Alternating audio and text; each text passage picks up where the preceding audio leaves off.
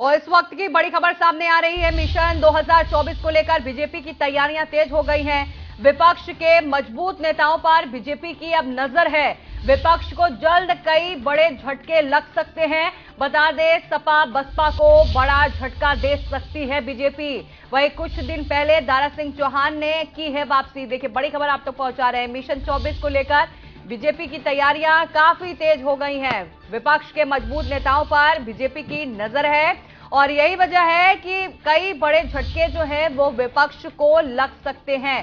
सपा बसपा को बड़ा झटका दे सकती है बीजेपी। ये बड़ी खबर आपको बता रहे हैं। देखिए, ये भी जानकारी दे दे, कुछ दिन पहले ही दारा सिंह चौहान ने वापसी की है।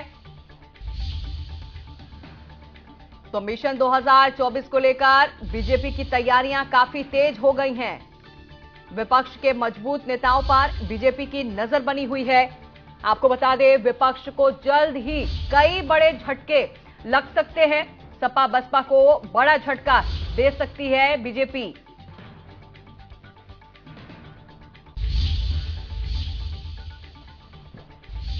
तो ये बड़ी खबर आप तक पहुंचा रहे हैं। इस वक्त की ये बड़ी खबर, मिशन 24 को लेकर बीजेपी की तैयारियां तेज हो गई हैं।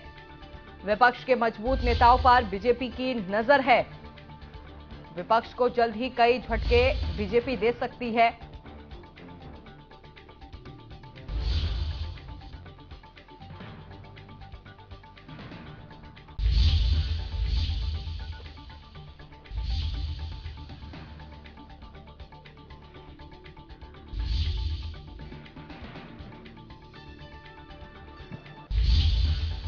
चंद्रमणि ज्यादा जानकारी के साथ सहयोगी हमारे साथ जुड़ गए हैं। चंद्रमणि, जैसे चुनाव नजदीक आ रहे हैं, अगर हम बीजेपी की बात करें तो लगातार मैराथन बैठकों का दौर जारी है। अब जानकारी ये भी मिल रही है कि जो विपक्ष के मजबूत नेता हैं उन पर भी अब बीजेपी की नजर टिकी हुई है। फिलहाल आपके पास क्या जानकारी? जी देखिए, निश्चित तौर से अगर बात करें, बीजेपी जिस तरह से 80 की 80 लोकसभा सीटें जीतने का लेकर प्लान बना रही है, उसी के तहत रणनीति बना रही है। और अब बीजेपी का जो अगला चरण होगा उसमें वो जो सपा और बसपा के बड़े नेता हैं और जो प्रभावशाली नेता है और जहां पर बीते चुनाव में भाजपा को हार मिली है, उस क्षेत्र के प्रभावशाली नेताओं को तोड़ने की कोशिश रहेगी। इसके लेकर कई नामों की चर्चा है। वहीं अगर जैसे कि देखा गया है कि ओम प्रकाश राजभर और दारा सिंह चौहान की एनडीए में वापसी हो चुकी है, तो उसी तरह की गतिविधि को आगे बढ़ाने के लिए और जैसे विधानसभा चुनाव में देखा गया था कि लक्ष्मीकांत वाजपेयी और दयाशंकर सिंह को ये जिम्मेदारी दी गई थी कि जो अन्य दलों के नेताओं को भाजपा में ज्वाइन कराया जाए, तो इसी तरह की लोकसभा चुनाव में भी रणनीति रहेगी। यहाँ पर भी एक जो अन्य दलों से जो नेता भाजपा में कैसे लाए जाए, इसको लेकर एक विशेष तरह की रणनीति और विशेष नेताओं को जिम्मेदारी दी जाएगी। और इसी के तहत अब जो गतिविधियां हैं वो शुरू हो गई हैं और जिसकी शुरुआत राजभर के आने के साथ हो चुकी है।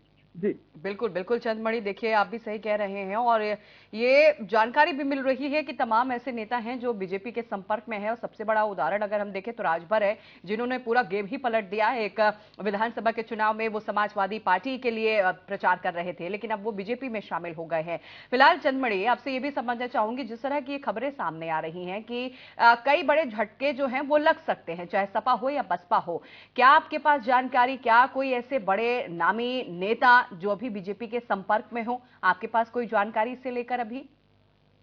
देखिए अगर आप बात करें नेताओं की और जिस तरह से मुख्यमंत्री से लगातार नेता मिल रहे हैं विपक्ष के नेता, या बात करें जो पार्टी के बड़े नेता हैं, डिप्टी सीएम के पास लगातार सपा और बसपा के नेताओं का आना जाना जारी है, तो कहीं ना कहीं जो ये मुलाकातें हो रही हैं, जो जिस तरह की हलचल देखी जा रही और जिस तरह से भाजपा रणनीति अपना रही है, तो कहीं ना कहीं ये जरूर कहा जा सकता है कि एक बड़ी फूट पड़ सकती है। बिल्कुल बिल्कुल चंद्रमणि, ये मुलाकातें जो है तमाम चीजों को अपने आप में ही बयां कर रही हैं। फिलहाल आप बने रहिएगा, फिर से आऊंगी आपके पास, आगे बढ़ेंगे।